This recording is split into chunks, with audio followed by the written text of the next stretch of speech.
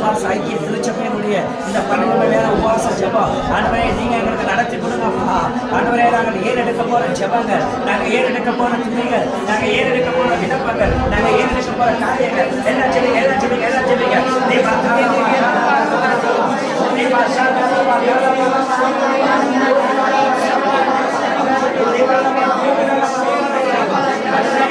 செய்யப்பா